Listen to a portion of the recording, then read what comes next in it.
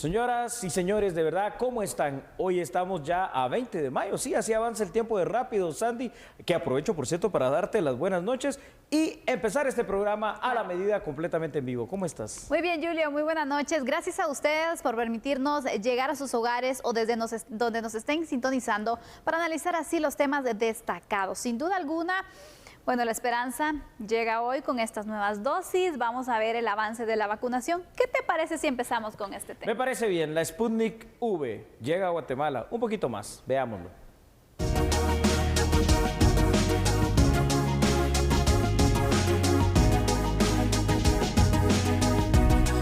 Se trata del segundo lote de 50.000 dosis de la vacuna rusa Sputnik V.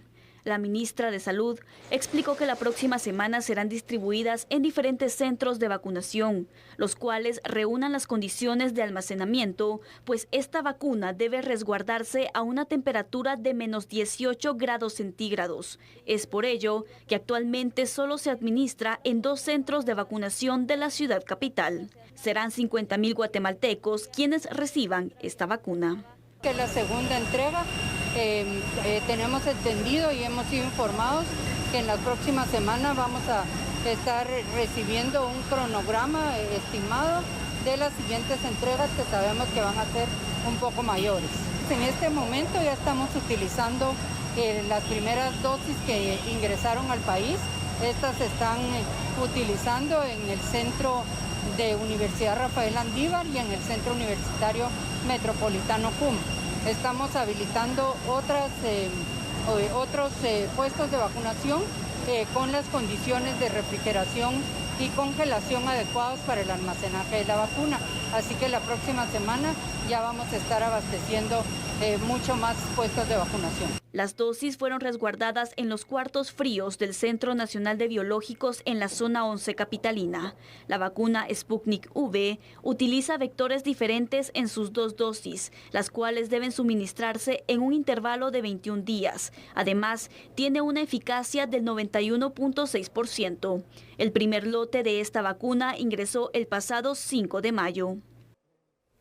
Qué bueno, ¿no? Qué bueno que ya estén llegando más dosis de vacuna, es lo que necesitamos aquí en Guatemala. Y precisamente sobre ese tema vamos con este primer análisis. Entonces tendremos aproximadamente, ¿para cuánto? Para 50.000 guatemaltecos más. Qué bien, esperemos entonces que así como llegó la Sputnik V, sepamos algo de COVAX y sepamos algo de otras vacunas que por ahí pueden ser compradas. Ya hablaba la gente de la República de Taiwán que quieren donarnos, pero ellos todavía la están desarrollando. Así es. Habría que hablar también y ver qué es lo que se puede hacer con los cubanos. Ellos tienen su propia vacuna, Sandy. Lo que importa en este momento es que estén los lotes y cantidades de vacunas necesarias aquí en Guatemala.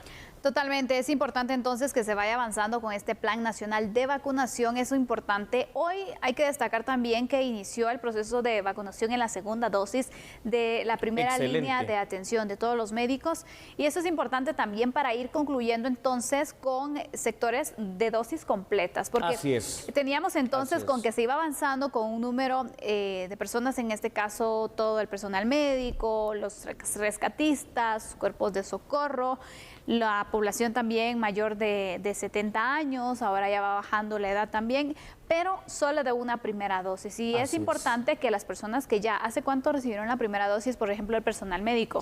Bueno, no sé, ya muchos días o semanas atrás, diría yo. Y para poder entonces tener la eficacia necesaria con estas 2 dosis, es necesario que puedan iniciar entonces con este procedimiento. Qué bueno, la verdad, que ya comenzó y ojalá que se vaya dando celeridad al proceso y que puedan incluso involucrar un poco más al ICS, porque el ICS ya ha indicado que tiene capacidad para vacunar por lo menos a 3.000 personas diarias, pero la cantidad de dosis que tiene pues no son muchas, ¿no? Así es, en este momento lo que importa realmente aquí en Guatemala es que utilicemos todos los medios, los mecanismos, las personas, el ICS, el Ministerio de Salud, para empezar a vacunar rápido a la gente, sobre todo, como tú dijiste, aquellos que ya se pusieron la primera dosis, pero eso conlleva otro reto y el reto es que estén las dosis necesarias de vacunas aquí ya en nuestro país. Hoy vemos con buenos ojos el hecho de que haya venido esta nueva dotación de esta vacuna rusa, ¿no? La Sputnik V. Ahora esperamos que esto sea una constante todas las semanas para que podamos realmente ya empezar ese proceso de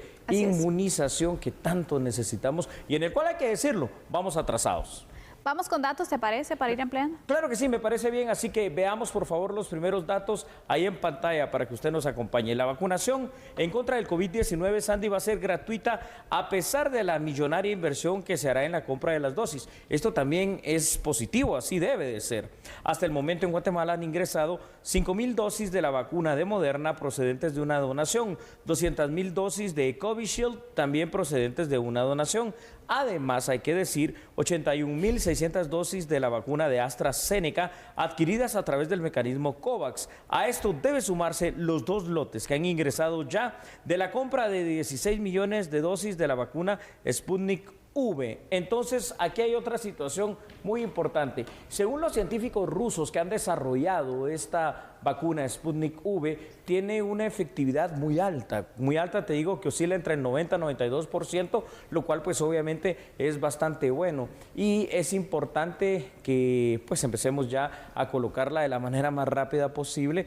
Como tú dijiste, la gente de la segunda dosis, solo que hay que tener cuidado de una situación, es decir, estaríamos hablando de la segunda dosis eventual para las personas que se colocaron la vacuna de Sputnik V, ¿no? Porque no se puede intermezclar entre vacunas porque no serviría absolutamente de nada. No, definitivamente no. Por eso también es que tienen que ir previendo que las personas también que ya se vacunaron de la primera dosis, tienen, por ejemplo, la primera fue la Moderna, ¿no? Correcto, así es. La que se implementó y la que se empezó a aplicar. Entonces, cuando se tengan más dosis de esta, bueno, priorizar a las personas que hacen falta también. Por ¿no? cierto, ya han entrado más de Moderna. Ya no, las Sputnik son en este caso que han estado ingresando como parte del mecanismo COVAX que se han adquirido por Guatemala. Entonces, también no hay que dejar por un lado a las personas que se han vacunado con otro tipo de dosis para que de esta forma entonces puedan tener la eficacia que se necesita. Fíjate que una cosa que me llamó mucho la atención, yo no sabía, porque de hecho no lo sabía, en estos días tuve la oportunidad de conocer al guatemalteco que representa y que preside aquí en Guatemala lo que es la Cámara de Comercio ruso-guatemalteca. No sabía que teníamos ese tipo de relación comercial, que evidentemente todavía es muy corta, pero que deberíamos también evidentemente de ampliar, porque al final de cuentas, para decirlo bien claro, la Sputnik V está siendo la vacuna que más está viniendo a Guatemala. ¿Comprada? Definitivamente que sí, ¿no? Todo esto no puede ser regalado, pero es de donde hemos recibido el mayor apoyo en cuanto al despacho, digamos que literalmente o medianamente rápido de las dosis de vacuna. En los demás mecanismos, incluyendo la compra directa y COVAX, con las otras casas productoras y sobre todo el mecanismo de la Organización Mundial de la Salud, bueno, ese sí nos deja muchísimo que desear todavía. Y no sé si al final de cuentas se habrá tenido la previsión de ocupar, por ejemplo, en las de COVAX, cierta cantidad de dosis y guardar de una vez las que se van a necesitar para la segunda de las dosis, porque si no, seguramente esta gente ya el tiempo ya se le pasó. Exactamente, Julio. Y sabemos que con lo tardado que ha estado también el envío de las dosis, pues bueno, no tenemos pues claridad y en varias ocasiones incluso no se ha cumplido con las fechas de entrega. Así es. Entonces también no se pueden atener a que, bueno, es que dijeron que en 2 semanas van a mandar las dosis, entonces terminémonos estas porque en 2 semanas vienen las otras. Nada garantiza realmente que cumplan entonces en esa ocasión con el envío de las mismas. Por lo tanto, tiene que haber un plan B por parte del Ministerio de Salud para poder entonces también pues acaparar y poder hacer uso correcto y eficaz también de las vacunas. Eso es cierto. Sandy, tenemos otros datos que va a ser importante, por favor, que los podamos analizar junto a usted. La eficacia de la vacuna Sputnik V es del 91.6% según los desarrolladores. Esto según lo confirman además los datos publicados en Lancet, que es una de las revistas médicas al día de hoy, Sandy, más respetadas en el mundo. Es una de las 3 únicas vacunas en el mundo con una eficacia de más del 90%. Sputnik V proporciona una protección completa contra casos graves de COVID-19. Esto también es importante decirlo. La vacuna utiliza una plataforma de vector viral. En otras palabras, para que todos entendamos, utiliza un virus, sí, un virus de COVID-19, el SARS-CoV-2, pero inofensivo, para introducir material genético precisamente de ese virus SARS-CoV-2 en el sistema inmunitario, a efecto de que nuestro cuerpo esté listo para poder enfrentar, de ser necesario, al virus real. Una ventaja importante es que la Sputnik V es una de las vacunas más baratas y una de las más fáciles de transportar, ya que la temperatura de almacenamiento es de 28 grados centígrados, es decir, prácticamente para la temperatura de aquí de Guatemala, al menos de la mayor cantidad de ciudades, es una temperatura ambiente. Habrá que tener algún cuidado, eso sí, en lugares como en los puertos, en lugares como tal vez Izabal, como el Petén, como Zacapa, como Chiquimula, donde sí las temperaturas suelen ser bastante más elevadas, pero tiene muchas ventajas Sputnik V. Totalmente, Julio. Vamos avanzando entonces en este proceso. La pregunta aquí es, ¿cuál es el plan entonces con estas dosis que han ingresado por parte del Ministerio de Salud? ¿Van a seguir corriendo, por ejemplo, las edades? ¿Cuántas personas están en lista de espera para ser vacunados? ¿Cuál es la capacidad de vacunación que tienen diaria? ¿Y qué necesidades también se pueden ir planteando y pues implementando, ¿no?, para poder tener una celeridad en cuanto a la vacunación? Yo creo que eso va a ir aumentando, fíjate, y avanzando en edades, como tú bien lo dices, Andy, conforme vayan llegando también esas dosis de vacunas, porque, bueno, ¿cómo podemos convocar, por ejemplo, a la gente de 50, 55 años si no van a haber dosis suficientes para hacerlo? Y esto se va ahorita, digamos que en estos estratos etarios en los cuales se está, no es tanto problema. Ahí vas a ver cuando lleguemos al 33% de la población. ¿Cuál es ese? Los estratos comprendidos hasta los 29 años. Guatemala es una población muy joven. Entonces quiere decir que para personas de 30, de 20 y de menos años, ahí es donde se va a requerir el grueso, la gran cantidad de vacunas, y esto pues por el momento todavía no estamos listos. Sin embargo, repito, vemos esperanzador el hecho de que Rusia haya enviado de manera directa pues ya esta nueva dotación de vacunas de la Sputnik V. Esperamos que sigan llegando de donde sea, pero que lleguen rápido. Totalmente, Julio. De verdad que bueno también que el mecanismo COVAX pues ha estado pues respondiendo a paso lento, te diría, porque vamos lentísimo. Exactamente, imagínate, 50,000 dosis ya son pues más, pero también ¿cuántas hacen falta? Porque son 8 millones, ¿no?, las que se adquirieron. Así es, así es. Son 8 millones que pues por ahí algún día van a venir. A mí me surge una duda, y esta duda yo creo que es razonable para todos nosotros los guatemaltecos. ¿Va a alcanzar el resto del año 2021 para poder inmunizar a los 18, aceptando que seamos 18 millones de guatemaltecos, al ritmo que vamos, digo, ¿no? Porque cuando uno hace cálculos, no con el arribo de las vacunas de hoy, cuando uno hace cálculos en cuanto a cómo vamos y a semanas, bueno, mejor ni digo cuánto tiempo sería el teórico que falta, pero es muy largo. Entonces, esperemos que estos procesos los empecemos a ver más seguido para acelerar ese ritmo de vacunación también. Y aparte, Julio, el riesgo es entonces que si en este año no se logra avanzar con un alto porcentaje de la población guatemalteca, recordemos que la vacunación se debe hacer cada año, ¿no? Entonces el siguiente año vamos a tener ya las personas que, aquí está el personal de primera línea que necesitan nuevamente ser vacunadas, y entonces va a ir un atraso y un acumulado bastante significativo. Entonces eso, sin duda alguna, esperemos que las autoridades no dejen que pase. Esperemos que lo podamos revertir. Bueno, para mientras le hemos dado ya el avance de este tema para que usted lo analice, y cuando regresemos vamos a hablar acerca de la prisión preventiva y la sobrepoblación carcelaria. Así es, vamos a hacer una pausa entonces, regresamos enseguida. Señoras y señores, no cambien, si nosotros a esta hora en TN23 somos a la medida.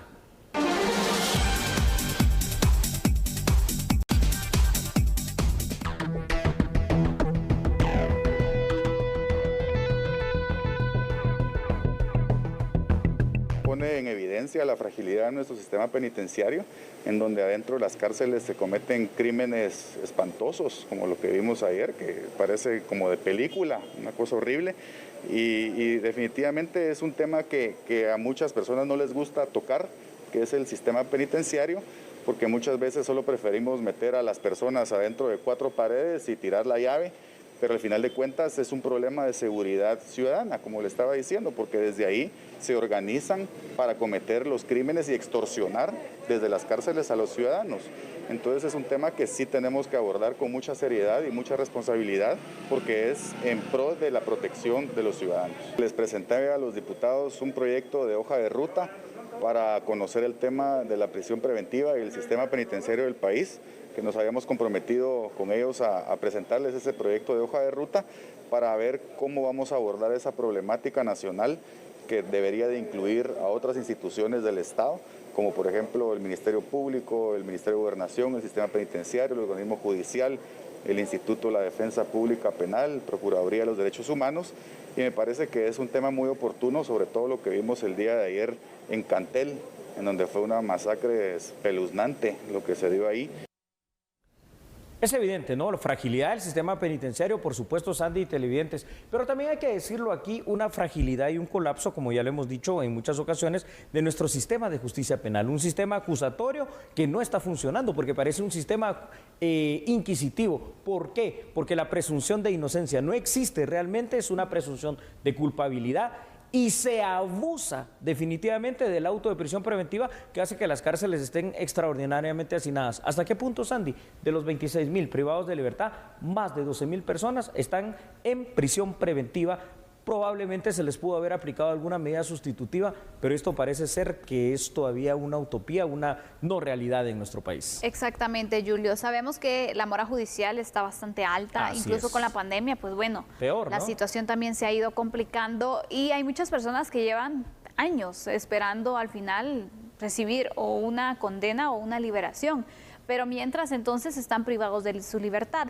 Y muchos de ellos también por delitos menores, Julio, en los cuales también pues, debería aplicar este tipo de medidas alternativas, ¿no? A ver, exactamente, aquí te digo algo. ¿De qué les sirve a una madre y a sus hijos que un padre irresponsable, hay que decirlo también de esa manera, que no ha pagado 3, 4, 6 meses de pensión alimenticia, vaya a la cárcel por esto? Menos va a pagar la pensión de alimentos de aquí en más. Entonces, allí a este tipo de personas, aunque se les ligue a un proceso penal, habría que aplicarles una medida sustitutiva o alternativa, sobre todo para que trabaje y para que cubra lo que debe de cubrir. ¿O de qué sirve o qué beneficio se tiene, por ejemplo, que una persona que tampoco es delincuente habitual, pero que en un hecho de tránsito donde hay un choque, sale otra persona herida o otra persona muere, de pronto hasta por imprudencia, negligencia de la otra parte, y está ahí privado de libertad? Y muchas veces se da algo que es perverso, Sandy, y el hecho de que pasan más años, porque aquí literalmente se cuentan años, en prisión preventiva, que los años que les hubieran dado en una condena máxima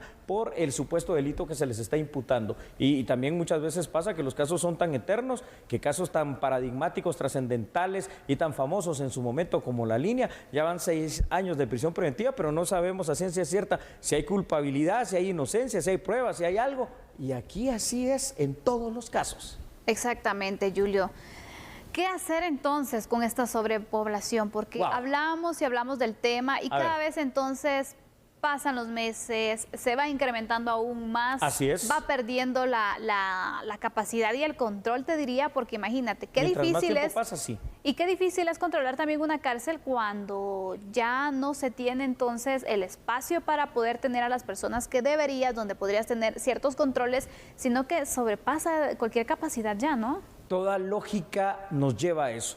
¿Cómo voy a controlar yo a 26.000 donde al menos en teoría caben 7.000, que es la realidad del sistema penitenciario guatemalteco? ¿Qué significa eso? Significa lo que usted vio el día de ayer. Imágenes atroces, videos que han circulado terribles. Uno que me impactó demasiado, no porque me dé asco, miedo o algo, estoy acostumbrado a esas cuestiones por los temas de seguridad, de justicia y los temas forenses, ¿verdad? De hecho, en su oportunidad daba clases de tanatología forense, que es el hecho de la muerte en sí. Pero un video, fíjate, en el cual a uno de estas personas que mataron ahí literalmente en Cantel, le sacan el corazón y el corazón en la mano todavía tiene movimiento, una cosa que parece de película, que parece de terror. Ahora, esto no es un hecho aislado, es decir, esto puede seguir pasando. ¿Qué es lo que vamos a esperar? Pero, ¿vamos a esperar o vamos a hacer algo? Porque aquí lo importante es hacer algo para que no vuelva a suceder. Claro, Julio. Es necesario que, por ejemplo, las autoridades puedan ir estableciendo una estrategia, porque ya hemos visto mesas técnicas, ya hemos visto planteamiento de propuestas, ahora queremos acción. Acciones son las que estamos esperando para poder hacer algo, porque de estudios, de pronunciamientos... sobreestudiados. Exactamente. Así, acciones que nos lleven a soluciones. Vamos con los primeros datos que hemos preparado en este tema para usted, ahí los vamos a compartir. Sandy, según la doctrina penal de nuestro sistema acusatorio, resulta que la prisión preventiva debería ser la última opción a utilizar. Sin embargo, en nuestro país, desde hace muchos años se ha abusado de la imposición del auto de prisión preventiva, lo cual obviamente ha sobrepoblado las cárceles. El sistema penitenciario guatemalteco, en el conjunto de las 22 cárceles, tiene una capacidad máxima para albergar a 7.000 privados de libertad y sin embargo al día de hoy ya sobrepasan los 26.000. Sandy, con relación a las personas privadas de libertad preventivamente, el número supera los 12.000, lo cual genera todo tipo de problemas que no les son de ninguna manera posible controlar al sistema penitenciario. ¿Te imaginas aquí si aplicáramos, por ejemplo, lo que en el 2016, en diciembre, se aprobó, el control telemático, que parece que también está durmiendo el sueño eterno porque solo se habla en algún momento, pero nunca se activa, nunca se implementa, así como nunca se implementan otro tipo de medidas que permitirían no solucionar el problema, pero al menos sí solucionar el sobrehacinamiento o la sobrepoblación de las cárceles para entonces poder hacer una mejor estructuración y decir, en esta cárcel van las personas de baja seguridad, aquí las de mediana y las de alta para poder controlarlas de mejor manera. Pero al día de hoy no se mira nada de esto y el sistema penitenciario es un descontrol que hoy por hoy se está volviendo una verdadera bomba de tiempo. Una bomba de tiempo, sin duda alguna, Julio. Hay varias medidas que se pueden ir implementando y que se pueden entonces ejecutar de forma inmediata, de forma urgente también, para poder liberar un poco el espacio en las cárceles. Por ejemplo, supuesto, analizar el tema de medidas alternativas, ¿no? Medidas sustitutivas. Aparte de ello, hay varias personas que pues ya cumplieron condena o que tienen acceso a los beneficios penitenciarios y que podrían incluso pues optar... Libertad anticipada, por ejemplo. Exactamente. Sí. Entonces, aquí el sistema penitenciario también debe hacer algo en cuanto a la agilización de los expedientes, porque a veces también es un poco tardado ese proceso, Julio. Entonces, es importante que también le vayan dando celeridad y buscar la manera entonces de ir pues liberando un poco el sistema carcelario del país, ¿no? Así es. Yo vuelvo a llamar la atención de los señores, siempre tengo la esperanza, ¿no?, de que de algo sirva esto. La atención de los señores miembros de la instancia coordinadora de modernización del sector justicia. ¿Por qué? El censo penitenciario se viene hablando desde hace años y no se cumple. El hecho de que se puedan hacer unas campañas organizadas por parte de ustedes que integran el sector justicia para combatir ese hacinamiento. ¿Cómo? A través, por ejemplo, del organismo judicial de nombrar más jueces de ejecución penal. Es que, ¿qué vamos a hacer en Guatemala con una población penitenciaria de 26.000 o más personas con 4 jueces de ejecución penal? Mientras que El Salvador sobrepasa de los 12 jueces de ejecución penal con una población penitenciaria menor que nosotros, con un territorio menor que el nuestro. Entonces, aquí es donde vemos que la cosa no funciona y por eso decíamos el otro día, felicitábamos al Ministerio Público que logró, al igual que el organismo judicial, esa presencia en los 340 municipios del país, pero necesitamos que la defensa pública penal crezca también en esa misma dimensión, por lo cual creo que la próxima misión tanto del Congreso de la República como de la cooperación internacional será apoyar a esta institución y apoyar al INASIF para que la justicia entonces sí se cumpla en ese sentido de que va a ser pronta y cumplida, porque aquí es lenta y ambigua. Bueno, así está la situación del sistema carcelario. Cada vez que analizamos este tema, bueno, surgen nuevos datos, nuevos puntos de análisis y este tema sin duda alguna nos podría llevar toda la noche a seguirlo analizando. Sí, acciones, repetimos, es lo que queremos. Así que vamos a ir entonces finalizando con este punto. Sí, vamos con unos datos finales que les vamos a proyectar ahí en pantalla, Sandy, claro que sí. Y es que uno de los anhelos que durante décadas se ha querido realizar, incluso con el apoyo de la cooperación internacional, es un censo penitenciario. ¿Sabe usted por qué? Porque ni siquiera se sabe con certeza cuál es el verdadero dato de las personas privadas de libertad. Hay muchos que ni siquiera existen para el sistema.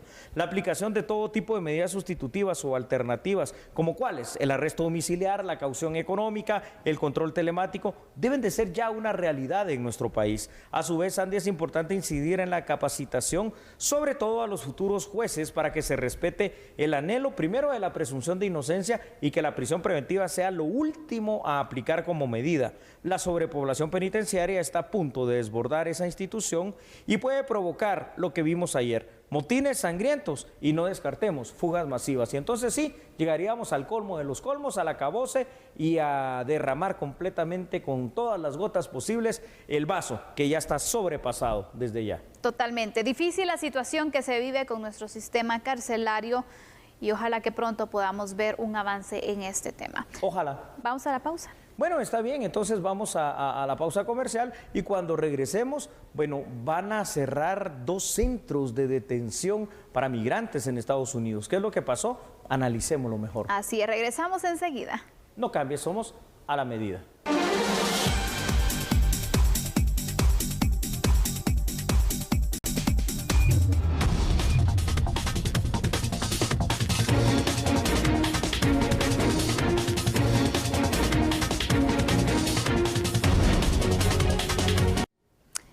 Y bueno, regresamos, Julio, porque hace unos días, 2 días exactamente, el Ministerio de Gobernación lanzó un portal para poder de esta forma ofrecer una recompensa y localizar a los 100 más buscados en el país. Y está dando resultados, ¿verdad, Sandy? Porque vamos precisamente a este momento con un enlace que tiene que ver con más capturas sobre estos 100, que realmente ya se lo dije, son 94 al menos ahorita en la lista y que tenemos que seguir restando. Vamos con José Martínez, entiendo. Vamos entonces porque nos tiene nuevos datos. Adelante, José Martínez, buenas noches.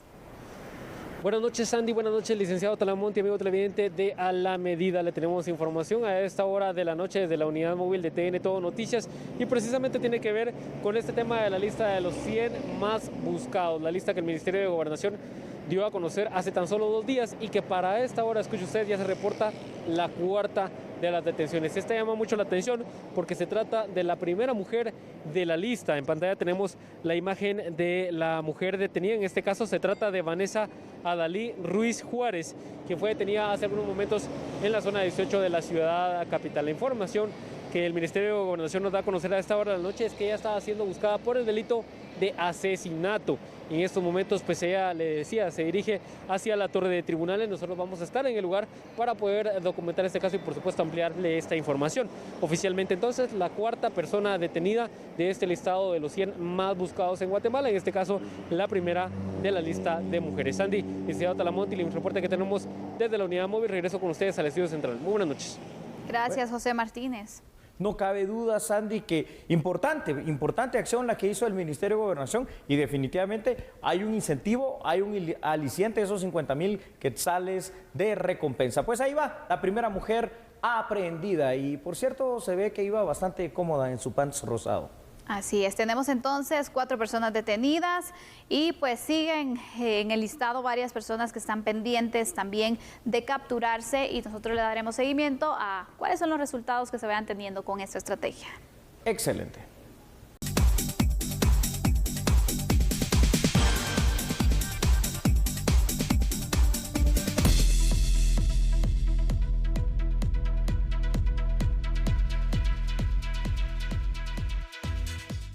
El Gabinete de Seguridad del primer ministro israelí Benjamin Netanyahu aprobó este jueves un cese al fuego unilateral para frenar temporalmente los operativos militares en la Franja de Gaza luego de 11 días de bombardeos. Según el Jerusalem Post, tanto Israel como los grupos terroristas de Hamas que controlan el enclave palestino llegaron a un acuerdo en principio, pero todavía deben definir los detalles. La milicia extremista palestina Hamas, que gobierna Gaza, confirmó su participación en la tregua anunciada por Israel, la cual comenzaría a partir de las 2 a.m. del viernes, hora local. La tregua pondrá fin a 11 días de escalada bélica entre el ejército israelí y los milicias palestinos de Gaza, un conflicto armado que ha dejado hasta el momento 232 muertos en Gaza y 2 en Israel. Regresando a Guatemala, vamos al plano judicial. Una sala de la Corte de Apelaciones resolvió que el ciudadano mexicano Luis Ángel Monge Álvarez sea extraditado a ese país que lo está solicitando, a México precisamente, por el crimen de sus hijos en el año de 1997. Vea por favor la información. El 5 de marzo de este 2021, 2 jueces del Tribunal Quinto de Sentencia Penal rechazaron la solicitud del Ministerio Público que Luis Ángel Monge Álvarez fuera entregado a la Justicia de México para enfrentar un juicio por el homicidio de sus hijos de 8 y 15 años, hecho cometido en marzo de 1997, según una investigación realizada por el vecino país. La investigación mexicana estableció que Monge Álvarez cometió el doble crimen porque no quería que sus hijos sufrieran por una deuda de 8,000 pesos que él y su esposa adquirieron en ese entonces y no lograron pagar. En la audiencia del pasado 5 de marzo, la abogada defensora aseguró que su patrocinado no puede ser entregado a la justicia mexicana porque finalizó el plazo que establece la ley para perseguirlo penalmente por la comisión de un hecho en contra de la ley. En una resolución dividida 2-1, el Tribunal Quinto rechazó la solicitud de extraditar a Luis Monge a México por un crimen que supuestamente cometió hace 24 años. El 10 de marzo de este año, el Ministerio Público impugnó la resolución del tribunal. Los magistrados de la Sala Primera de la Corte de Apelaciones conocieron el recurso legal y resolvieron anular el fallo del tribunal. A criterio de dicha sala, Luis Ángel Monge Álvarez debe ser extraditado a México para enfrentar a la justicia de aquel país por el crimen de sus hijos de 8 y 15 años. El ente encargado de la persecución penal considera que no venció el plazo para perseguirlo penalmente, basados en los artículos 109 del Código Penal y 33 del Código Procesal Penal. Por el contrario, indican que el plazo se interrumpió por unas diligencias que realizó la Fiscalía Mexicana en el 2006. En las próximas semanas, el Tribunal Supremo Electoral iniciará con el empadronamiento digital. El vocero del Tribunal Supremo Electoral informó sobre el Acuerdo 97-2021, en el cual se establecen los procedimientos que realizará el ente electoral a través de medios digitales para realizar el proceso de empadronamiento. Efectivamente, este día ha salido publicado en el Diario Oficial el Acuerdo 97-2021. Entre otros aspectos, señala de que el empadronamiento lo podrán realizar los guatemaltecos a través de la vía electrónica por medio del portal web del Tribunal Supremo Electoral. Es importante mencionar que este servicio se espera poner a disposición de los guatemaltecos a partir del mes de julio. Y con este pues se da esa facilidad para que puedan realizar este trámite y el Tribunal Supremo Electoral busca también tecnología y avanzar en los procesos para dar un mejor servicio a los guatemaltecos. El funcionario del Tribunal Supremo Electoral indicó que el proceso podría estar habilitado a principios del tercer trimestre de 2021. Precisamente es uno de los objetivos del Tribunal Supremo Electoral que la mayoría de guatemaltecos que ya cumplen los requisitos y no lo han hecho se empadronen. Algo que es importante mencionar, las delegaciones y subdelegaciones se mantendrán abiertas, el trámite de igual manera se puede hacer de forma presencial o pues se puede optar ahora por esta nueva modalidad como lo es la vía electrónica. Actualmente son más de 8.096.807 los ciudadanos empadronados en todo el territorio guatemalteco. Bueno, nos vamos a la pausa, pero definitiva por hoy, porque regresamos mañana a las 21 horas. Así es, gracias por su sintonía. Hasta mañana. Chao.